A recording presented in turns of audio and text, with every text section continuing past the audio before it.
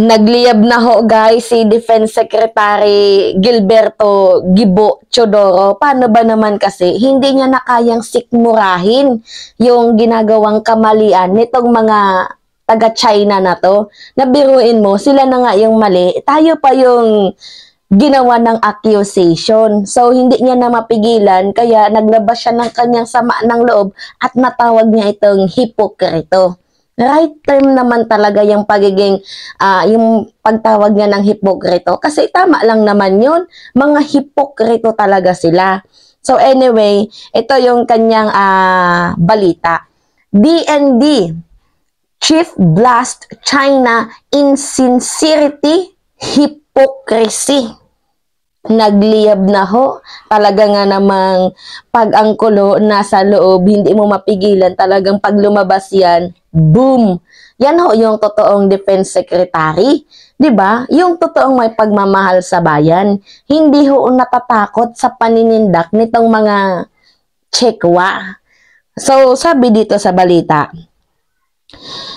China's blaming the grounded BRP Sierra Madre for damage to marine environment is hypocritical. Ganito kasi yung eksena. Di ba guys, kung matatandaan nyo, yung Pilipinas ho ay nagreklamo. Nagreklamo ho tayo dahil yung West Philippine Sea natin, yung corals natin, especially doon sa may Rosul Reef, yung coral reef natin sinira. Di ba natatandaan nyo, dinamage nila.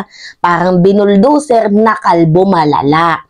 So dahil ho sa eksenang ganap na yun, wala namang ibang magkaka-interest doon, kundi itong mga Chinese militia vessels. Kasi sila lang naman yung tumira doon ng matagal na prenotektahan lamang ho ng China Coast Guard.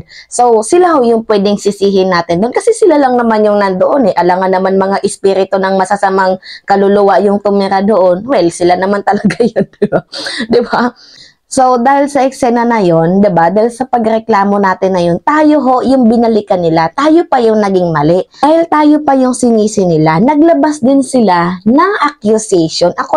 Dito sa Pilipinas, diba kung matatandaan nyo, yung BRP Sierra Madre natin ay kinakalawang na ba?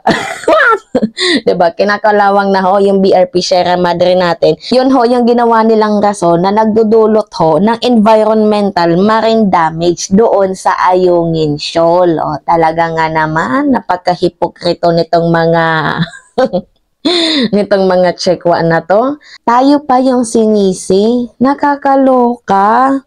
So anyway, sabi dito, Defense Secretary Gilbert Chodoro said yesterday as he lambasted Beijing for ensuing disingenuous propaganda lines. Mga propaganda lang naman kasi talaga yon kasi hindi nila matanggap na talagang sila yung sumira.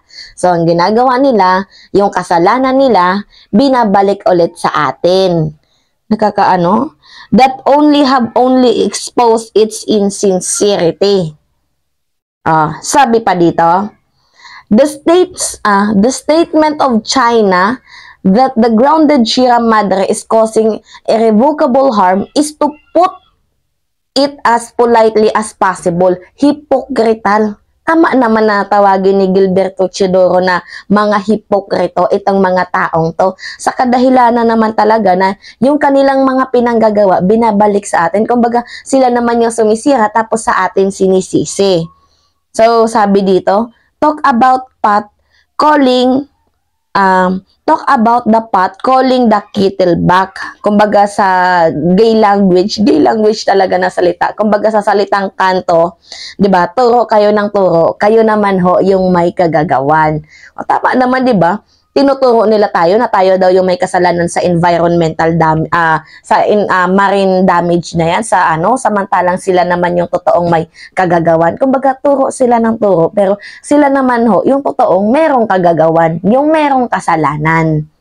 Talaga nga naman nakakaloka talaga tong mga Chekwa na to. So tingnan nyo yung pag-uugali nila, hindi na makatao, sinungaling pa. Yan ho yung best friend ni Utol kong Hudlom. 'Di ba? Mga sinungaling. So, kahapon, Friday ba kahapon? Hindi, linggo na kasi ngayon eh. Nung Friday, guys, Chinese Foreign Ministry through spokesperson Mao Ning, ito si Mao Ning, sabi niya, dininayed niya, guys, na it was the Chinese who destroyed the coral reef in the Ruzul Reef near in Palawan. So, hindi daw ho yung Chinese, yung mga taga sa kanila, yung sumira dyan. So, dininay ho. Eh, sino yung may gawa dyan? Mga Vietnamese. Na kayo lang naman yung matagal na nag-stay dyan, yung China militia vessels. Sila lang naman ho yung nag-stay dyan for a long, long, long time na prinotektahan lamang ho ng China Coast Guard. Di porket malaki kayong bansa, ang ano nyo na. Okay. Saying the blame should be on the Sierra Madre, na dapat sana yung sisihin nyo, yung Sierra Madre na siyang kinakalawang na, yun ho yung totoong nagkukos ng environmental marine damage life. Diba? Ang titindi. Ang titindi. Ang titindi nyo. Okay. China also China also cheated the Philippines for creating a political drama from fiction, o tayo pa ho yung gumagawa ng senaryo. Political drama lang naman daw ho lahat ng ito. Matatawag mo bang political drama? Eh yung coral reef doon sa Ruzul, kung makikita nyo guys, ay durog-durog. Matatawag nyo pa bang political drama yon? Durog-durog yung corals doon? Political drama pa rin ba yun para sa inyo? Ha?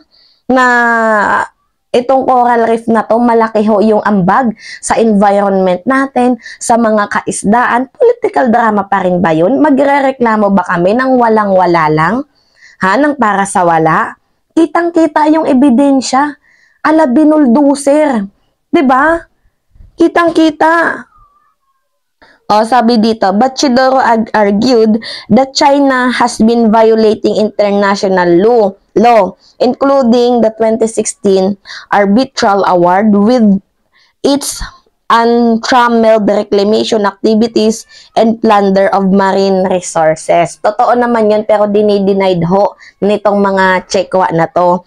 So, China continues to damage West Philippine Sea by its illegal reclamation activities in the SCS, and it was found to be violator of an international law in the 2016 Arbitral Award when such activities damage the marine environment. So, kung si Digong kasi guys, ginawan ho ng paraan nung hindi pa ho masyadong agresibo itong mga Chinese na to, 'di ba? Kung ginawan niya sana ng paraan noon pa, nagtayo man lang sana diyan ng monitoring facilities diyan sa West Philippine Sea, eh di sana ngayon, 'di ba, hindi tayo nangangamote. Paano kasi si Digong, ang inuna kasi ni Digong yung pagiging hambog. 'Di ba? So, ngayon, tayo yung nahihirapan kahit nga yung Recto Bank natin na pera na, magiging bato pa. 'Di ba? Yung may deposito diyan sa oil, natural oil at natural sea oil. 'Di ba? Magiging bato pa dahil doon sa part na yon mukhang tatayuan ata nila ng reclamation. So, permanent structure na tayong mahirapan din magtaboy sa kanila. Kasi pag tinaboy natin yan sila, super powerful country yan, di magkakaroon ng gera. Diba? Hindi kasi naisip ko yung foreign policy ni Digong. Wala palpak. So, sabi naman ho ni Chodoro, design genius propaganda lines such as this only serves to expose China's insincerity and will only heighten the mistrust by the Filipino people and the rest of the world of the Chinese government. Hindi talaga ni Gibo magsalita, no? Walang sinasanto. Wala siyang pakialam kahit malaking bansa to. So, a World War II era transport ship, the Sierra Madre, was made to run aground in Ayungin Shoal to serve as military outpost in concrete proof of the Philippines' lawful claim over waters within its exclusive economic zone. So, the discovery by the Philippine Coast Guard or PCG of the destruction of corals and Ruzul Reef came after swarming of China vessels around the area. So, confronted with the discovery, Beijing claimed Manila's accusation have no factual basis. O, tayo pa yung ginawang sinungaling. Na yung pagbi-blame natin sa ginawa nilang kababalaghan doon sa corals ay wala naman daw hong basis. Wala naman daw hong sapat na ebidensya, factual basis. No, nakakaloka, no? Sila na nga yung may mali, tayo pa yung, kumbaga, 'di ba? Turo sila ng turo, na sila naman ho yung may kagagawan. Titindi nitong mga Cheko na to, talagang mga masasabi kong hindi makatao. So the Department of Foreign Affairs said it's awaiting final assessment of the damage to the reef in preparation for its possible filing of a complaint before an international tribunal to make China accountable for damage to the environment. So, kakasuhan natin ho yung itong Chekwa na to sa ginawa nilang kababalaghan doon sa Rossul Reef. And hoping naman na manalo tayo sa kaso at mapagbayad sila ng danyos for almost 800 billion daw, sabi ni Risa Ontiveros. And kapag nagkataon yon, yung pera na yun ay pwede natin hong magamit para ho pangpaayos ng, 'di ba, kakulangan dito sa bansang Pilipinas. So anyway, ito ho yung totoong matapang. Gilberto Teodoro. 'Di ba? Dapat 'yon ho yung nanalo sa Senado, hindi si Utol kong Hodlom. 'Di ba? Na walang kaalam-alam sa foreign policy. Puro lang kabubuhan, nakakaloka. So anyway guys, yun lamang ho at it's me again, si Mima Alicia at nagbabalik ulit para sa ating panibagong video.